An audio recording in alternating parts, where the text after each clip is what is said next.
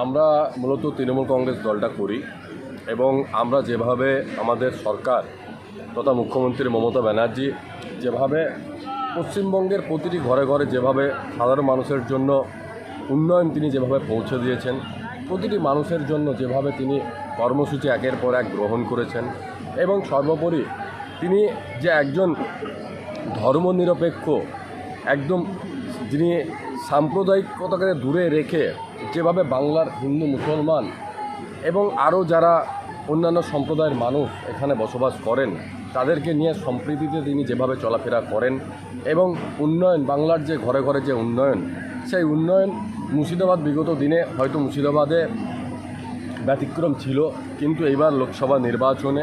আমরা 2024 সালে লোকসভা নির্বাচনে আমরা মূলত সেই উন্নয়নকে সামনে রেখে আমরা মূলত এই লোকসভা নির্বাচনে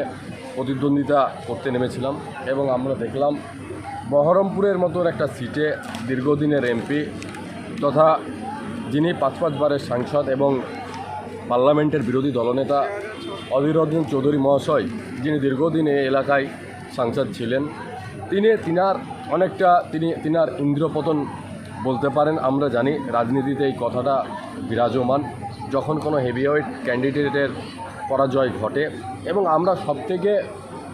কৃতজ্ঞতা এবং সবথেকে ধন্যবাদ জানাবো আমরা রেজিনগর বিধানসভার মানুষকে, যিনারা 2019 সালেও লোকসভা নির্বাচনে এই বহরমপুর লোকসভায় প্রায় 37,000 ভোটে আমাদের অধীর চৌধুরীর বিরুদ্ধে আমাদের অপূর্ব সরকার, যিনি তৃণমূল কংগ্রেসের প্রার্থী ছিলেন, তেনাকে 37,000 ভোটে রেজিনগর বিধানসভা থেকে জয়যুক্ত করিয়েছিলেন। এবং আমরা এই যে 2024 সালের যে লোকসভা নির্বাচন দেখতে পাচ্ছি, আমরা এলাকায় মূলত একটা টার্গেট নিয়েই রেখেছিলাম, একটা লক্ষ্য স্থির করেই রেখেছিলাম যে 7টি বিধানসভা রয়েছে, সেই 7টি বিধানসভায় মূলত আমরা সর্বকালীন রেকর্ড করব এবং আমরা সেই যে আমরা টার্গেট যে অ্যাচিভ আমরা করেছি। আজকে মূলত রেজিনগর বিধানসভা থেকে 42,000 কাছাকাছি লিড আমরা রেজিনগর বিধানসভা থেকে আমাদের মাননীয় ইউসুফ পাঠান মহাশয়কে তৃণমূল কংগ্রেসের ভোট বাক্সে দিতে পেরে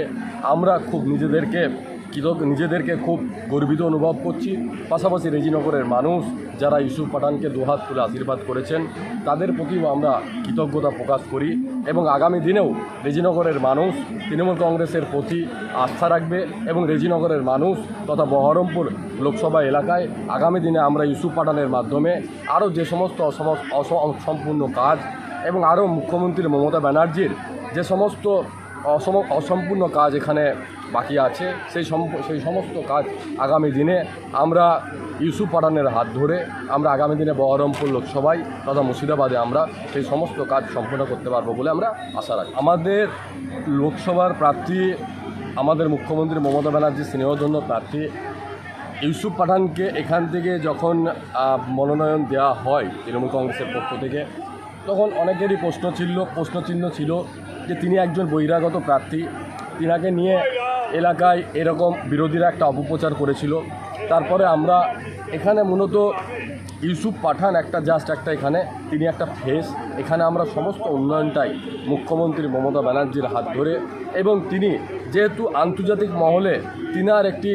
সুসম্মান রয়েছে, সুখ্যাতি রয়েছে এবং আন্তর্জাতিক মহলে তিনি বিভিন্ন খেলার স্পোর্টসের সঙ্গে যুক্ত এবং তিনার ভাষণ যদি আমরা শুনে থাকি বা তিনার বক্তৃতা যদি আমরা ইলেকশন চলাকালীন শুনে থাকি, তিনি দেখবেন এখানে স্পোর্টস একাডেমি করার কথা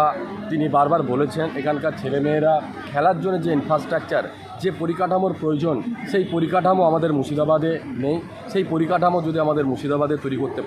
পারবে বলে আমরা আশা রাখছি। পাশাপাশি যে সমস্ত মুর্শিদাবাদে আমাদের ইন্ডাস্ট্রি নেই সেরকম বড় ধরনের, আশা রাখছি আমরা ইউসুফ পাঠানের হাত ধরে এই বহরমপুর লোকসভা যেহেতু তৃণমূল কংগ্রেস আমাদের জয়লাভ করেছে, সেহেতু এই লোকসভায় আমরা আরও নতুন কিছু কাজ আমরা আশা রাখবো। আমরা তিনার হাত ধরে নিশ্চয়ই আমাদের বহরমপুরবাসী যখন তিনার প্রতি আস্থা রেখে তিনাকে ভোট দিয়েছেন, নিশ্চয়ই তিনি সেই আস্থা আমাদেরকে সসম্মানে তিনি আমাদের রাখবেন বলে আমরা দৃঢ়ভাবে আশাবাদী।